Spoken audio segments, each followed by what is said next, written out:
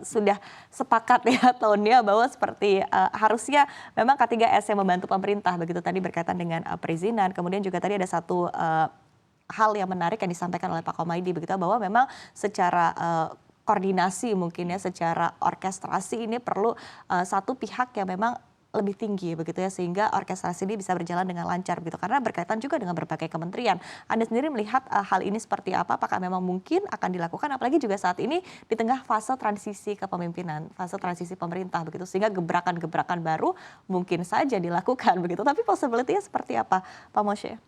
Ya, jadi mungkin saya mulai dengan warning ya. Laporan dari IAE baru tahun ini second quarter report itu menunjukkan bahwa permintaan migas itu akan peak di 2029. 2029 berarti 5 tahun lagi nih, ya kan? Nah itu juga kenapa situasi investasi di migas itu sudah sangat berbeda dari yang lalu.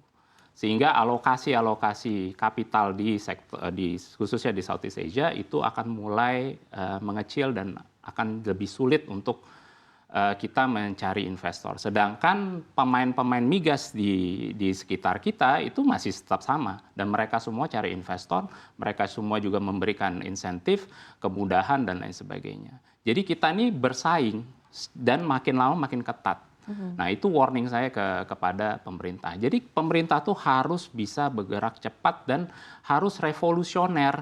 Ya. Jangan cuma yang kecil-kecil kasih insentif ini, insentif itu yang kita udah belasan tahun bicara itu. Ini bukan sesuatu yang baru lagi.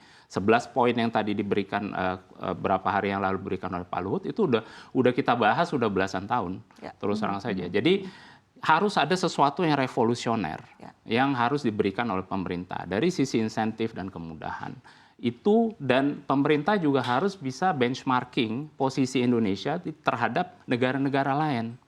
Ya kayak tahun lalu misalkan bidding round di Malaysia itu jauh lebih sukses dengan bidding round di Indonesia. Kenapa? Apa yang mereka tawarkan lebih daripada kita? Kalau bisa dilihat potensi kita jauh lebih besar.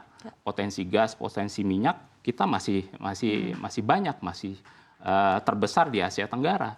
Tapi mereka bisa lebih sukses. Kenapa? Nah itu pemerintah harus berevaluasi setiap tahunnya, mungkin dua kali setahun untuk melihat apa yang mereka berikan, apa yang kita bisa berikan. Jadi sehingga pemerintah itu harus selalu bergerak cepat.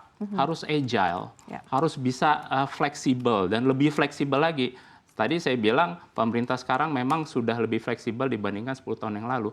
Tapi sekarang harus 10 kali lipat lebih fleksibel lagi. Kenapa? Melihat kondisi di sekitar kita dan kapital alokasi udah makin mengecil, mencari investor akan makin susah. Dan saya bilang lagi, Pertamina tidak bisa sendiri. Harus bisa berpartner dengan investor yang punya teknologi, punya kapital, berbagi resiko, dan lain sebagainya. Sehingga pengelolaan migas di Indonesia akan bisa jauh lebih efektif. Efisien, dan lain sebagainya. Tadi Pak Komaydi bilang, oh iya banyak cost-cost ya dari sisi perizinan kalau kita delay. Ya betul, ada tangible dan non-tangible. Yang tangible yaitu kita harus bayar karyawan terus setiap kali kalau ada delay. Yang non-tangible kita di dunia migas itu ada yang namanya loss production opportunity. Kenapa? Karena investor itu yang dia pikirin itu cash flow.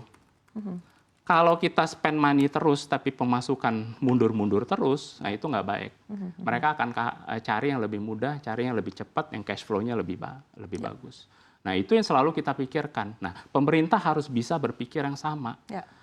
Apa yang dipikirkan? Jadi harus ada sisi istilahnya pemerintah harus ada empati. Empati itu bukan merasa kasihan, tapi empati itu memposisikan diri kita sebagai investor. Kalau kita sebagai investor, kita apa yang kita pikirkan? Saya bilang apa? Cash flow. Baik. Tapi dengan menteri baru yang mungkin memahami juga dari sisi investasi, karena pengalamannya sebelumnya adalah Menteri Investasi dan BKPM. Seperti apa Pak Moshe?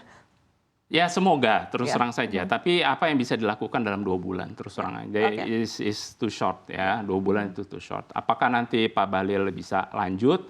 Ya itu saya nggak tahu. Itu kan prerogatif dari presiden yang baru ya. Tapi ya itu tadi siapapun mau itu mantan menteri investasi dan lain sebagainya harus bisa berpikir memposisikan diri dia sebagai investor. Kalau saya pakai uang saya sendiri untuk investasi, saya akan mikir banyak resiko, cash flow, ya, terus karyawan saya kayak gimana, ngurus perizinannya dan lain sebagainya. Itu yang kita pikirkan. Nah, pemerintah harus bisa berempati, memposisikan dirinya sebagai si investor untuk melihat, oke, kira-kira apa yang bisa kita kasih nih ke si investor. Dan melihat sekeliling kita, negara-negara lain yang juga mencari investor dan saling berburu. Kenapa? Karena 2029 sudah peak, sudah mulai akan flat dan menurun ya demand-nya.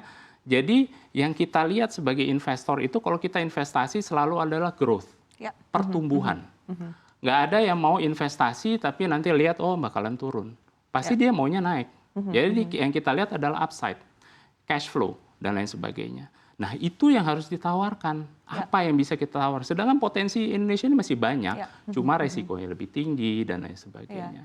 Dan sekali lagi Pertamina harus bisa berpartner dengan yang lain untuk mengelola lapangan-lapangan migas lebih efektif lagi. Baik. Dan kondisinya juga cukup challenging, apalagi dengan era fase transisi energi juga menjadi fokus begitu ya. Saya akan ke Pak Komaydi terakhir begitu. Tadi sekali lagi kita sudah menyampaikan ya tadi pembahasan berkaitan dengan substansi hal-hal yang perlu diperbaiki oleh pemerintahan berikutnya. Tapi di satu sisi juga kita ketahui bahwa saat ini dengan tengah fase transisi kepemimpinan, kemudian juga kita baru saja melantik begitu menteri baru kemarin oleh Presiden Joko Widodo, dan dengan background latar belakang adalah sebelumnya Menteri Investasi dan Kepala BKPM begitu, sehingga ekspektasi bahwa akan lebih mengerti dari sisi investasi dan lain sebagainya ini juga lebih besar begitu.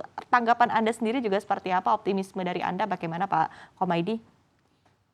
Iya, baik Mbak Eva. Saya kira saat ini menjadi momentum yang sangat baik bagi teman-teman di pelaku industri migas, baik di hulu, di mid maupun di hilir, untuk sama-sama kolaborasi ya Mas Mose, teman-teman di Asper Migas, di IPA maupun di asosiasi yang lain, untuk sama-sama menyampaikan list problem atau mapping petanya ini secara lebih detail, lebih sederhana mungkin kepada Pak Prabowo Gibran begitu ya. Mudah-mudahan ini langsung menjadi perhatian utama karena kan memang beliau menganggap bahwa konstitusi yang utama. Sementara konstitusi adalah menyebutkan sektor ini sektor strategis yang menguasai hajat hidup masyarakat luas, karena itu harus mendapatkan prioritas dalam banyak hal, termasuk bukti nyatanya, kebijakannya harus jelas. Begitu ketika K3S mengeluhkan A, B, C, saya kira harus dilihat, direview, kemudian kalau memungkinkan harus diadres. Karena kan memang tadi, sekali lagi, yang berkepentingan di dalam minyak dan gas, yang punya hajat, itu bukan K3S, tetapi negara.